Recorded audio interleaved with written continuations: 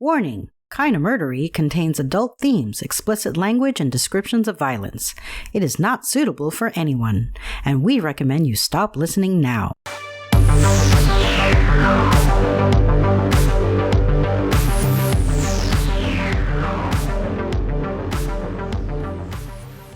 I'm Zevin Odelberg, and this is Kinda Murdery.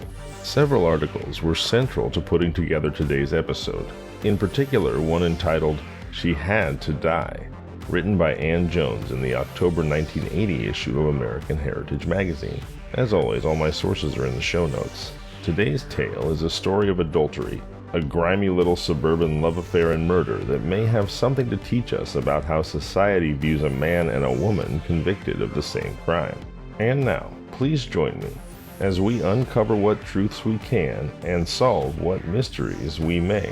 Kinda Murderies. It's a Cinch. The Corset Salesman and the Murder of Albert Snyder starts now.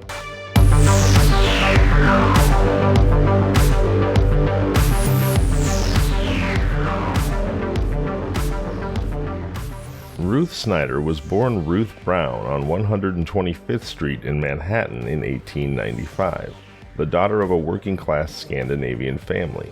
She left school after 8th grade and got a job with the telephone company. At night, she took business classes in shorthand and typing. She was a hard worker and determined to get ahead, but like most young women at the time, she said she thought more of marriage than of a business career. So, when at 19 she landed a secretarial job with Motorboating magazine, and the handsome 32-year-old Albert Snyder, an art editor, took an interest in her, she didn't discourage him. Albert Snyder was Ruth Brown's first real gentleman friend.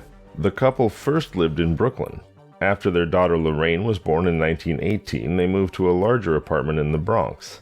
And, as Albert advanced with the magazine, he moved his family to an 8-room house in Queens Village on Long Island. For Albert, the move to Queens Village was a mark of success. For Ruth, it was a lonely step into the isolation of suburban life. But she worked hard at housekeeping, sewing curtains and slipcovers and clothing for herself and Lorraine. By 1925, Ruth Brown Snyder had achieved, quote, everything that most women wish for, unquote.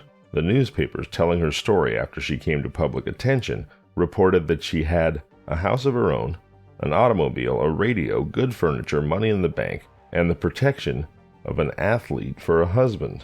Albert Snyder was not actually an athlete, but he kept a motorboat for weekend outings and often had a tan. He was also, according to the papers, a good man, a faithful husband who took pride in his wife, his child, and his home. He made little things to ornament the house. He was thrifty, worked hard and late, bought a home, an automobile, a radio, and turned in most of his money at home. He was a model husband, again this according to the press. Unfortunately, Albert was also gloomy and evil-tempered. His mother-in-law, Josephine Brown, who moved into the Queens Village house with the Snyders when she was widowed, told reporters that while Ruth was gay and fun-loving, Albert was almost always glum.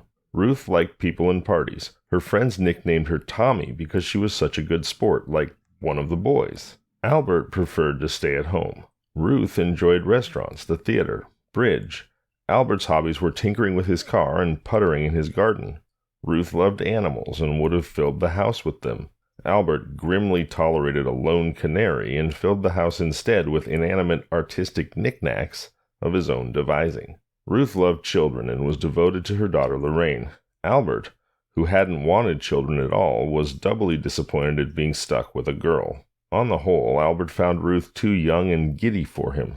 He often told her about his previous, more serious fiancé, Jessie Juchard, who had died before the wedding. It was a pity, he said, that Ruth couldn't be more like her. The unfortunate Snyders probably were no more mismatched than any other of hundreds of couples behind the drawn curtains of Queens communities. But they were unhappy enough so that Josephine Brown advised her daughter to seek a divorce, so that Ruth Snyder found a lover, and so that little Lorraine Snyder mentioned to policemen after her father had been found dead in bed that her mama and her daddy fought all the time.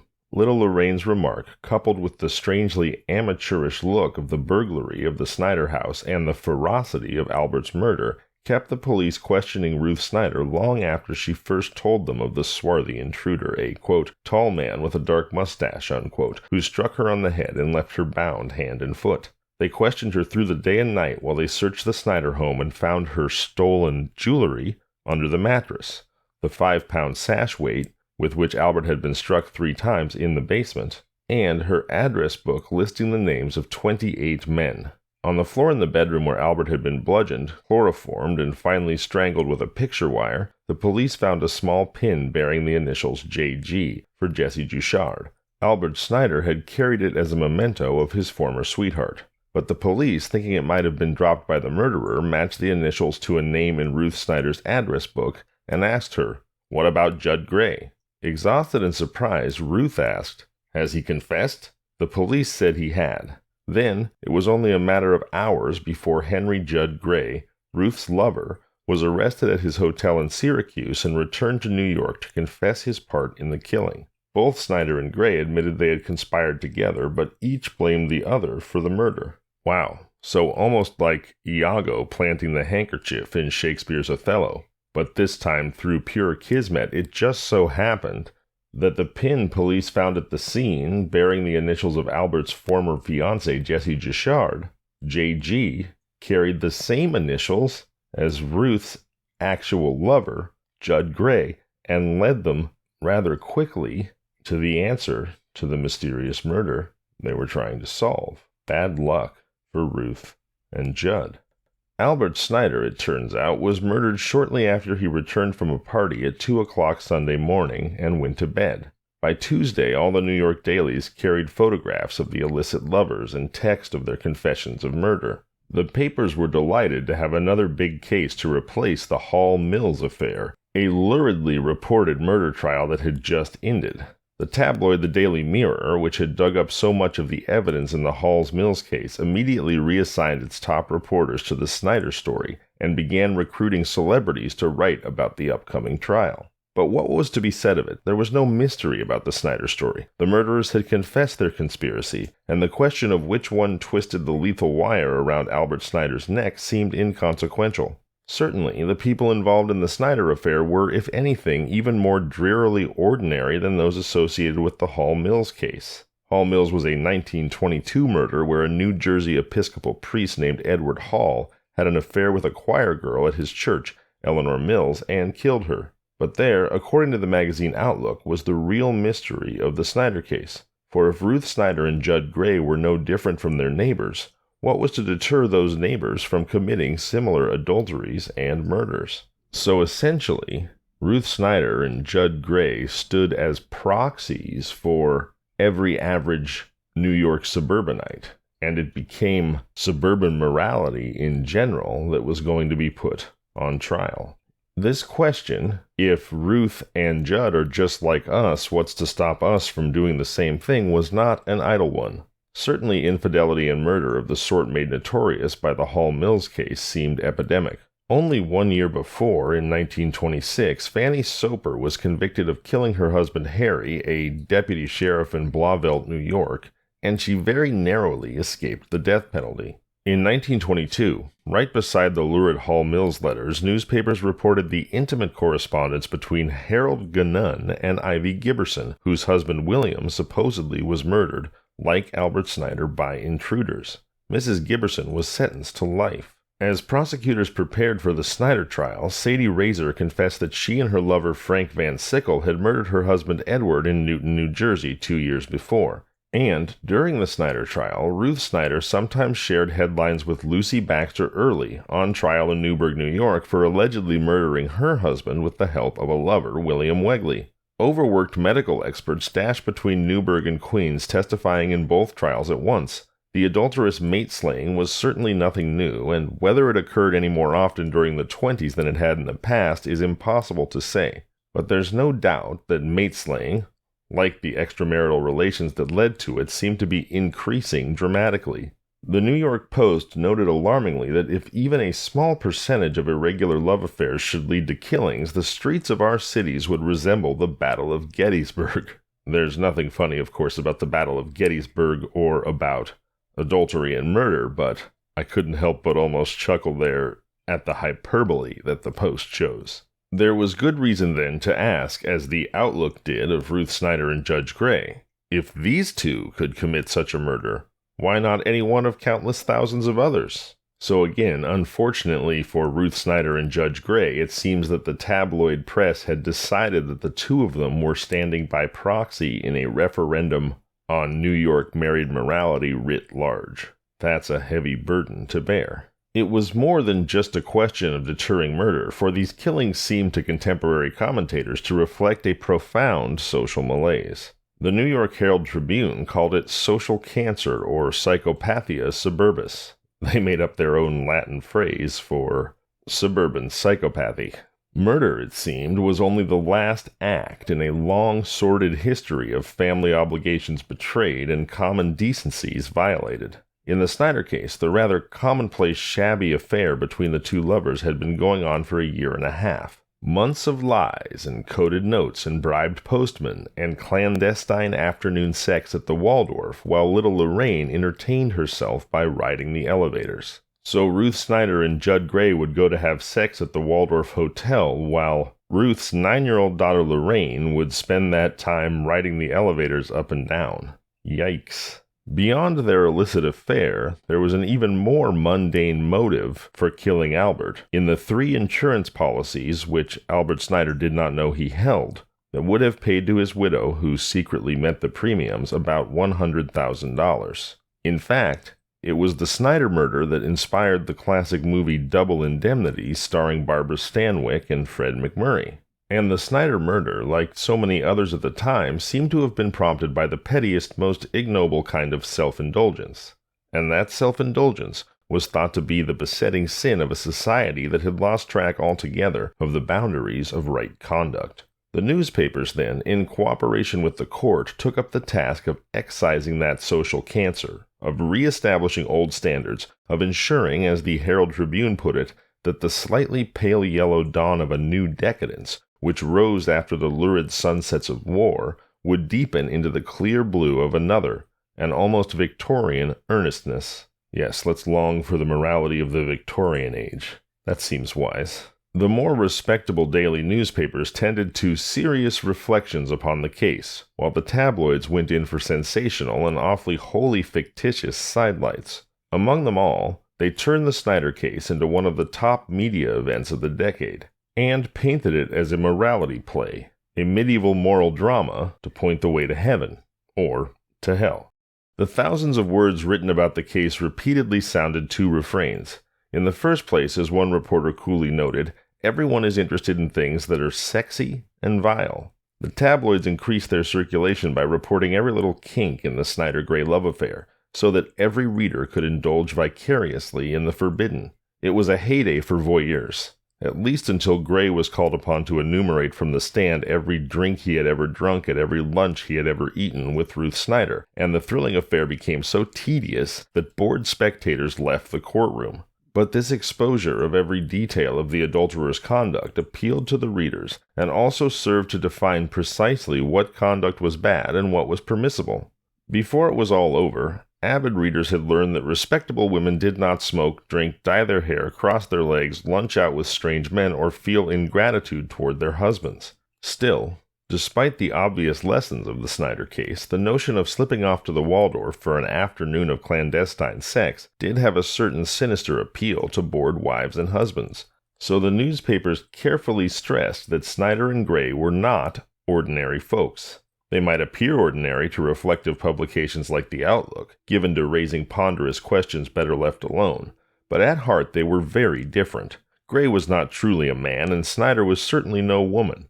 As the trial went on, more and more reporters noticed that Snyder didn't even look like a woman anymore. Luckily, the reassurance that Snyder and Gray were not, after all, ordinary people made it easier for newspaper readers to indulge vicariously in their crimes, without fear of falling into such sin themselves. The 2 themes of trial coverage, establishing the standards of right conduct and setting apart the evildoers from the great mass of upstanding citizens who supposedly followed those standards, came together in the public presentation of Ruth Snyder, a bad woman, a bad wife, a bad mother, and at the same time an utterly cold, inhuman vampire completely unlike those good, warm, self-sacrificing wives and mothers who represented the best of American womanhood. In the first reports of the Snyder murder, Ruth Snyder was described as the beautiful wife of the slain art director, but the newspapers quickly realized their mistake. After her confessions, the Mirror made one attempt to point up the contrast between Ruth's lovely appearance and her hideous crimes. On March 24th, just after she confessed, the paper ran a full-page studio portrait with instructions to study this face, pretty, soft, smiling, with curling hair and delicate features, one of a loving wife and devoted mother, you would say. Yet it is that of Mrs. Ruth Brown Snyder. But that line was quickly abandoned. Ruth Snyder became instead the fiend wife, the faithless wife, the blonde fiend, the marble woman, and Ruthless Ruth, the Viking ice matron of Queens Village. The more sober New York Post found her to be a hard-faced woman, probably oversexed, and certainly overly interested in power and authority. Physically, the Post said she was heavy and coarse. The New York Herald Tribune, apparently casting about for the right approach to the story, called her a woman of steel, and then criticized her for having rough skin, straight hair, and a wrinkled dress, concluding its report of the first press interview given by the confessed conspirator in murder with the apparently damning judgment: she is not well groomed.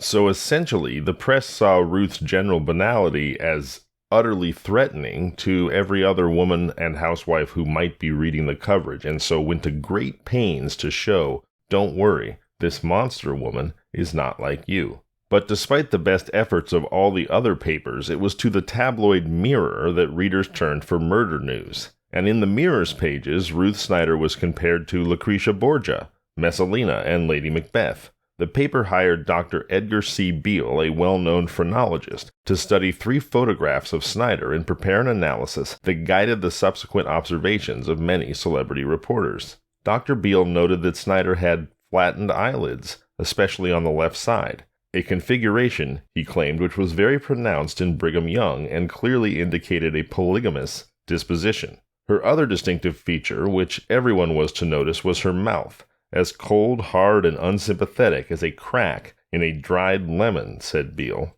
Although some reporters commented on her square, masculine jaw, Dr. Beale thought her chin tapered like the lower face of a cat, suggesting her treachery and cruelty. All in all, Dr. Beale judged that it was easy to see in her face the character of a shallow-brained pleasure-seeker, accustomed to unlimited self-indulgence, which at last ends in an orgy of murderous passion and lust, seemingly without a parallel in the criminal history of modern times. So essentially, once you already know that Ruth Snyder is a murderess, or once Dr. Beale already knows, he then reverse engineers her entire appearance to support that conclusion. But naming her seemingly without parallel in the criminal history of modern times feels a bit rich. Thanks to such pseudo-scientific clues, like those provided by Dr. Beale, celebrity reporter Natasha Rabova, second wife of Rudolph Valentino, was able to conclude after watching Ruth Snyder for 1 hour in the courtroom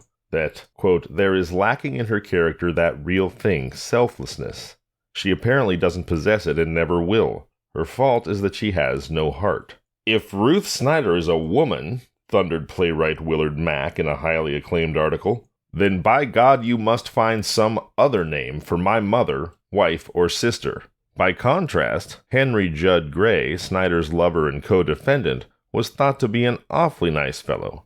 Even the detective who arrested him commented that he's as nice-appearing a gentleman as you'd ever want to meet. Married for 11 years to his childhood sweetheart and, like Snyder, the parent of a 9-year-old daughter, he was regarded in the community, East Orange, New Jersey, as a model citizen. As the Herald Tribune reported, he was a Red Cross worker in the World War, was an assiduous worker for the Sunday School of the First Methodist Church, was quiet-mannered in the home, and a local country club man. He golfed and bridged and motored. He was a member of the Orange Lodge of Elks, in short, a regular fellow. But he also seemed to be a murderer, so how could that be explained? His defense team first followed up on the suggestion of Gray's shocked wife.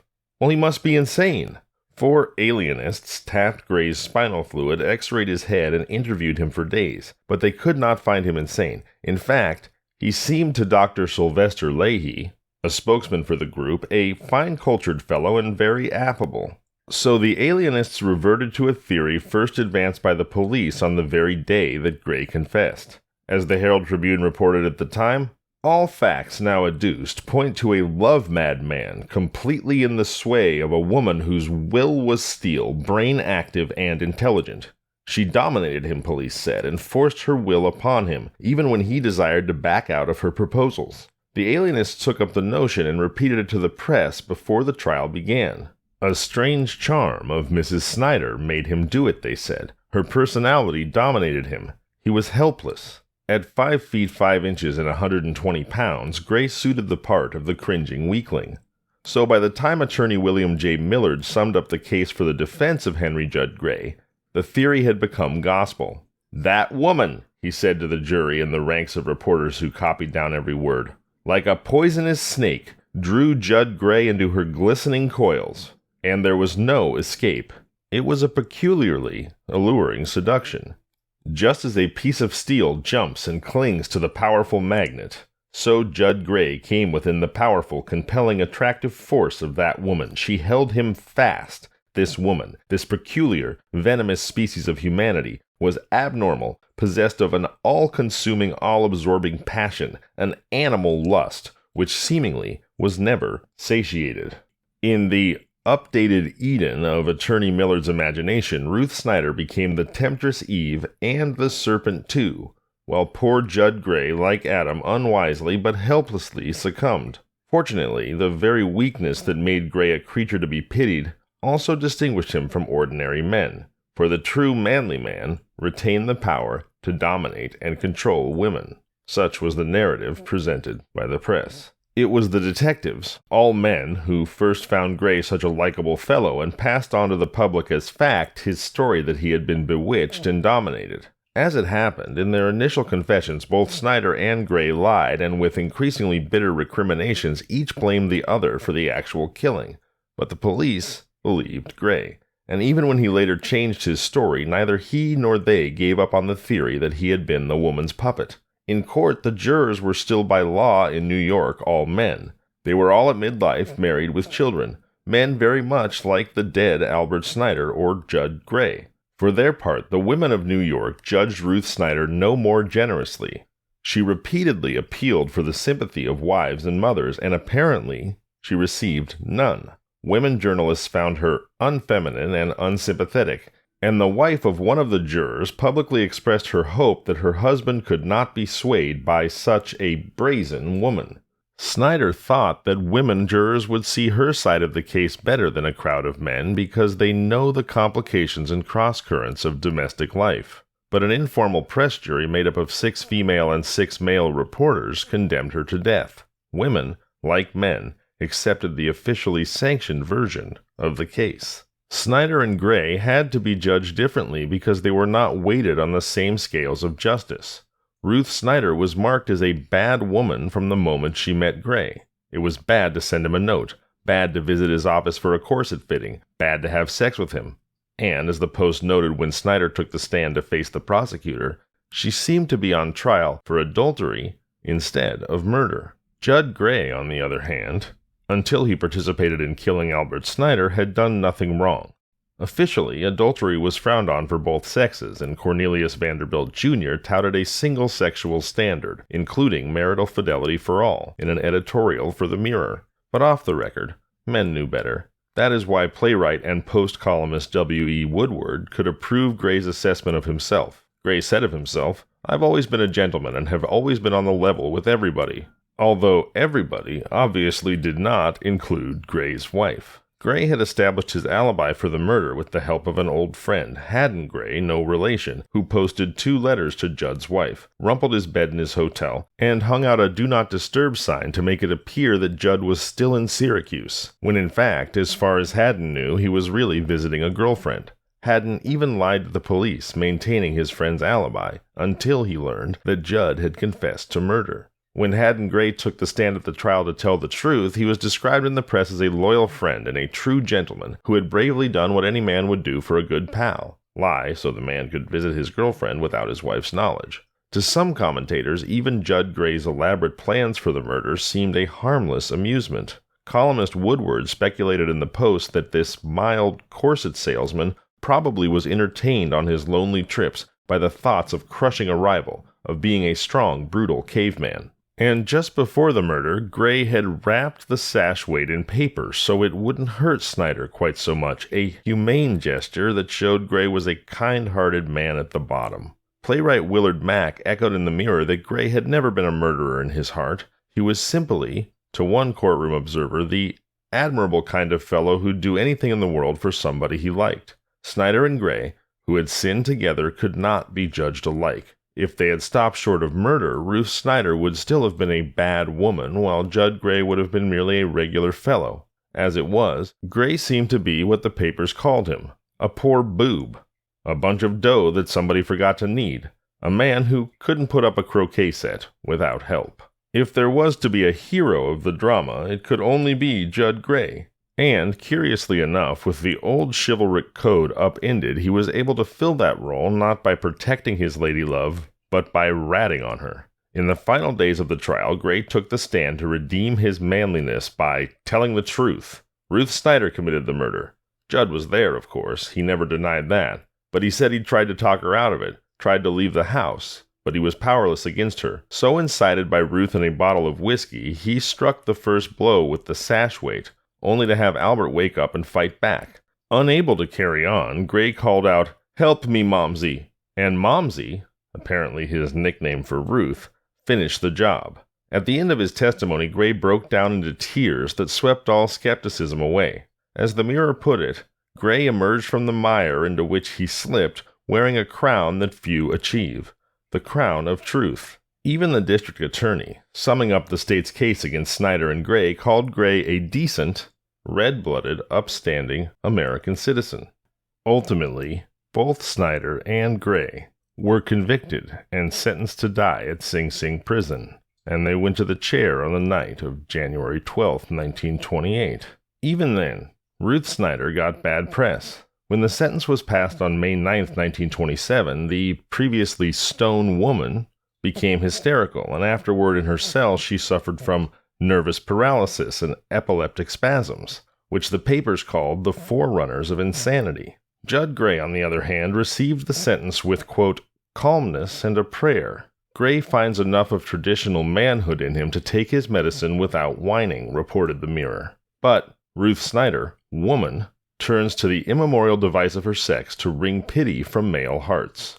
Already she is ill and suffering.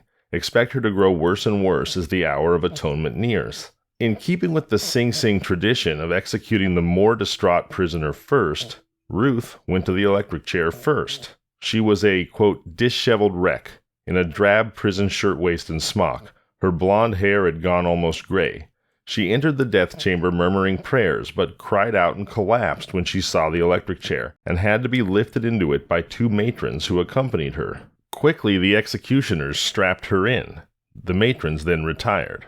Warden Lewis Laws, who opposed capital punishment, turned away, and while the priest intoned prayers, and Snyder, sobbing, cried out, "Father, forgive them, for they know not what they do," Chief Executioner Robert Elliott threw the switch. An imaginative reporter for the New York World wrote that as the current passed through her body, her left hand twisted back and upward as if trying to escape the imprisoning strap, and the index finger of this hand stiffened in a pointed accusation at herself. A photographer from the Chicago Tribune, smuggled in by the New York Daily News in a last attempt to one-up the Mirror, raised his trouser leg and snapped a picture of Ruth with a miniature camera strapped to her ankle. She died under the eyes of 30 reporters, doctors, and prison officials, wearing a regulation football helmet wired to 2,000 volts. They put a football helmet on her head and shocked her through the helmet? Jeez. By the way, that clandestine picture that the photographer from the Chicago Tribune on behalf of the New York Daily News took at the moment of Ruth's electrocution is considered to be the most famous picture in the history of American tabloids and the photo that truly launched the dominance of the tabloids. I'll be posting it on social media. I'm Zevin Odelberg, and this has been Kinda Murdery.